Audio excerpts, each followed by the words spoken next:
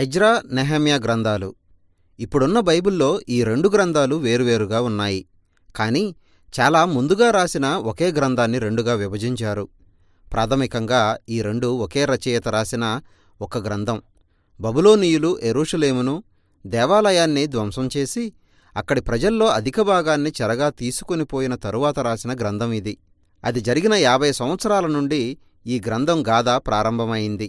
కొంతమంది ఇశ్రాయేలీయులు యెరూషలేముకు తిరిగివచ్చి ఆ నగరాన్ని తిరిగి కట్టుకున్న తరువాత ఏమి జరిగింది అనే సమాచారాన్ని అది అందించింది. ఈ పునర్నిర్మాణ కార్యాన్ని 3 ప్రాముఖ్యమైన వ్యక్తులు నడిపించారు. వారు జెరుబ్బాబెలు, ఎజ్రా, నెహెమ్యా. ఈ 3 చేసిన పనిని ఈ గ్రంథం వివరించింది. జెరుబ్బాబెలు దేవాలయాన్ని తిరిగి నిర్మించడానికి ఒక పెద్ద గుంపును ఆ నగరానికి తీసుకెళ్లాడు. సుమారు 60 సంవత్సరాల తరువాత ఎజ్రా యెరూషలేముకు వచ్చి వారికి ధర్మశాస్త్రాన్ని బోధించి సమాజాన్ని మేలుకొలిపాడు. అతని తరువాత నెహెమ్యా వచ్చి యెరూషలేము ప్రాకారాల నిర్మాణానికి నాయకత్వం వహించాడు. ఈ 3 వృత్తాంతాలు సమాంతరంగా నడుస్తాయి. ఒక్కొక్క వృత్తాంతం దేవుడు ప్రేరేపించిన ఒక పర్షియా రాజుతో ప్రారంభమవుతుంది. అతడు వారికి కావలసిన వనరులు, సహకారం అందించాడు. వారిలో ప్రతి ఒక్క నాయకుడు వారు చేసే పని విషయంలో వ్యతిరేకతను ఎదుర్కొన్నారు. వాటిని వారు అధిగమించినా ఈ 3 సందర్భాల్లోనూ వారు ఒకే విధంగా వ్యతిరేకమైన ముగింపును ఎదుర్కొన్నారు. ఇదంతా ఎలా జరిగిందో ఇప్పుడు చూద్దాం. పర్షియా చక్రవర్తి కోరెషు జారీ చేసిన ఒక ఉత్తరువుతో ఈ గాథ ప్రారంభమైంది. చెరలో ఉన్న ఇశ్రాయేలీయులను యెరూషలేముకు తిరిగి పంపి వారు దేవాలయాన్ని పునర్నిర్మించుకునేలా చేయాలని దేవుడు కోరెషును ప్రేరేపించాడు. చెరలో ఉన్నవారు ఒక రోజున యెరూషలేముకు తిరిగి వస్తారని, యిర్మీయా ప్రవక్త చెప్పిన మాటలు ఈ విధంగా నెరవేరాయని రచయిత రాశాడు. ఇశ్రాయేలీయులకు చెర అనేది ఒక అంతం కాదని చెప్పిన అనేక ప్రవచనాలను నమ్మడానికి ఈ నెరవేర్పు మనలో ఆశ రేకెత్తిస్తుంది. దావీదు వంశం నుండి రాబోతున్న ఒక భవిష్యత్తు మెస్సయా రాజు కోసం మనం నిరీక్షిస్తాం. దేవాలయం పునర్నిర్మించబడి దేవుని సన్నిధి తన ప్రజల మధ్య నివసిస్తుందని, సకల దేశాలపై దేవుని రాజ్యం స్థాపించబడి వాటిపై ఆయన దీవెనలు తెస్తుందని ఒక నిరీక్షణ మనకి ఉంది. సరిగ్గా ఆయన అబ్రహాముకు వాగ్దానం చేసినట్టే ఈ నిరీక్షణ వాగ్దానాలను మనసులో ఉంచుకొని మనం జెరుబ్బాబెలు గాథలోకి వెళదాం. అతని పేరుకు అర్థం బబులోనులో నాటబడిన అని. బబులోను చెరలో జన్మించిన తరానికి అతడు ప్రాతినిధ్యం వహిస్తున్నాడు. అతడు అనేకమంది ఇశ్రాయేలీయుల్ని యెరూషలేముకు తిరిగి నడిపించాడు. వారక్కడ స్థిరపడిన తరువాత బలులర్పించడానికి బలిపీఠం, ఆ తరువాత దేవాలయాన్ని నిర్మించారు. దాని పునాది వేయడం, దేవాలయ అంతిమ ప్రతిష్ఠ ఘట్టం చాలా కీలకమైన సంఘటనలు. గతంలో జరిగిన ప్రత్యక్ష గుడారం, దేవాలయ ప్రతిష్ఠ గురించిన వివరాలు మన మనసులో ఉంచుకోవాలి. దేవుని సన్నిధి ఒక తీక్షణమైన మేఘంలా దిగివచ్చింది. ఆయన తన ప్రజలతో నివసించాడు. కానీ అది ఇప్పుడు అలా జరగడం లేదు. కాబట్టి కొంతమంది ఈ కొత్త మందిరం గురించి సంతోషించినా గతంలో సొలొమోను మందిరాన్ని చూసిన వృద్ధులు కొందరు బాధతో విలపించారు. అది వారి గతంలోని మహిమకు, భవిష్యత్తులో జరుగుతుందన్న నిరీక్షణకు తగినట్టుగా లేదు. సరిగ్గా ఇక్కడ వారెదుర్కొన్న విచిత్రమైన మొదటి వ్యతిరేకతను చూడవచ్చు. మొదట్లో చెరలోకి వెళ్లకుండా యెరూషలేములోనే నిలిచిపోయిన 3వ తరం వ్యక్తులు అప్పటి నుండి యెరూషలేములోనే నివసిస్తున్నారు. మందిర నిర్మాణంలో తాము కూడా సహాయం చేస్తామని వారు ముందుకు వచ్చారు. కాని జెరుబ్బాబెలు తిరస్కరించాడు. అతడు వారితో, ఈ మందిరంలో మీకు పాలు లేదు అన్నాడు. సహజంగానే అది కలహానికి దారితీసింది.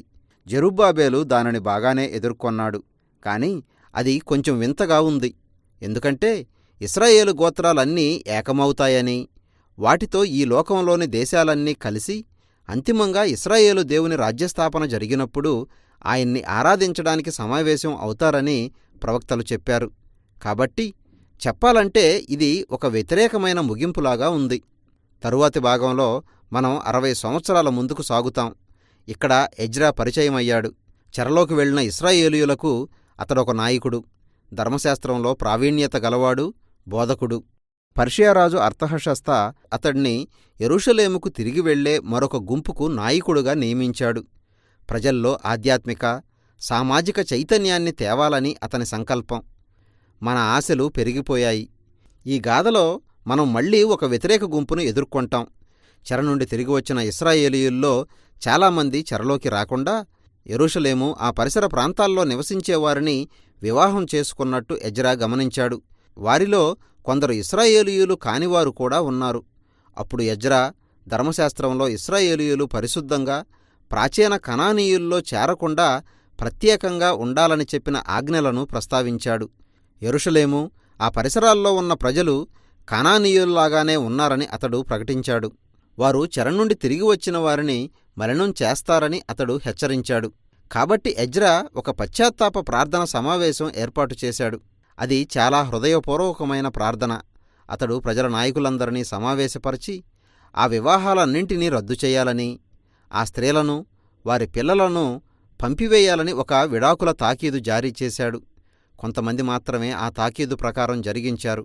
వారి జాబితా ఇక్కడ ఇవ్వబడింది. కొన్ని కారణాలను బట్టి ఈ గాథ వింతగా కనిపిస్తుంది. మొదటిగా, ఎజ్రా ఆ విధంగా చెయ్యాలని దేవుడు ఎన్నడూ ఆజ్ఞాపించలేదు.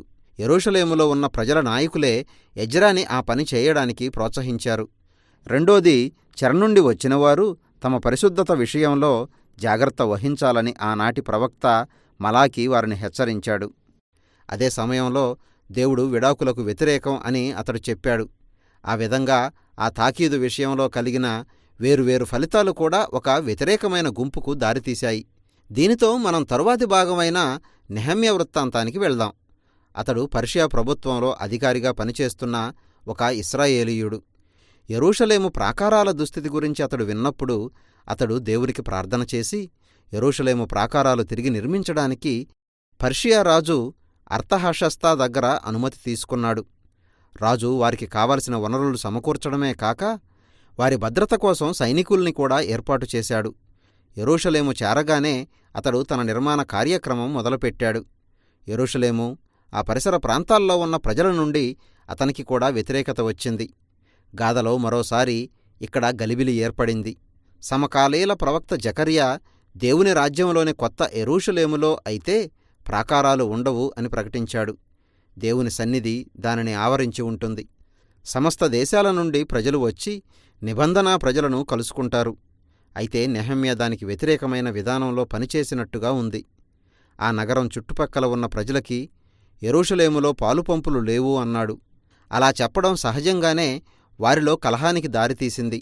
కాబట్టి నెహెమ్యా ఆ నగరం విషయంలో తన దర్శనాన్ని స్థిరంగా కొనసాగించడానికి దాని నిర్మాణాన్ని ఆయుధాలు ధరించిన సైనికుల కాపలాలో పనిచేయాల్సి వచ్చింది.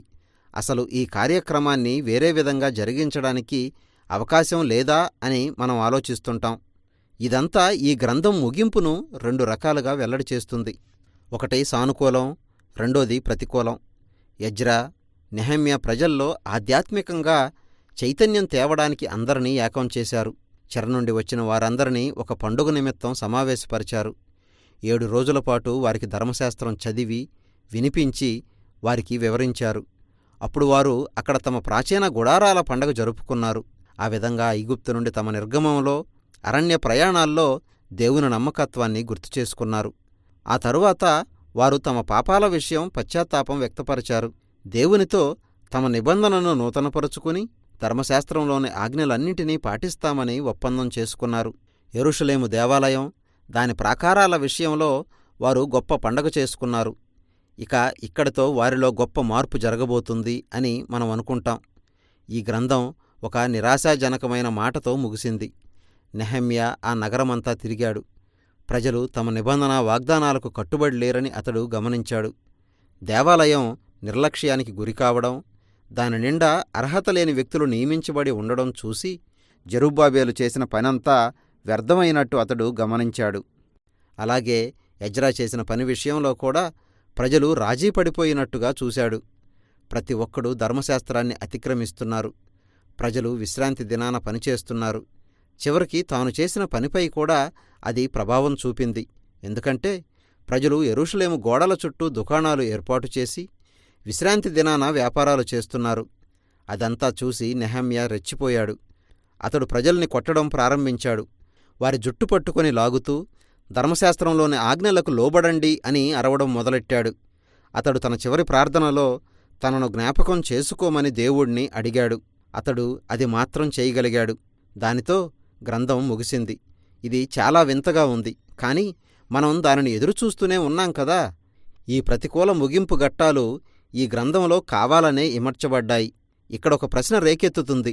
ఇంతకీ మొత్తం బైబిలు గాథలో ఈ గ్రంథ వృత్తాంతం ప్రయోజనం ఏమిటి? గుర్తుందా? ఈ గ్రంథ ప్రారంభం ఒక గొప్ప నిరీక్షణతో, అంటే మెస్సయ్య గురించి, దేవాలయం గురించి, దేవుని రాజ్యం గురించి అనేక ప్రవచన వాగ్దానాలతో మొదలయింది. అయితే అవేమీ జరిగినట్లులేదు. కాబట్టి ఇశ్రాయేలీయులు తమ దేశానికి తిరిగి వచ్చిన తరువాత కూడా వారి ఆధ్యాత్మిక స్థితి మాత్రం వారు చెరలోకి వెళ్లకముందు ఎలా ఉందో ఇప్పుడు కూడా అలాగే ఉంది.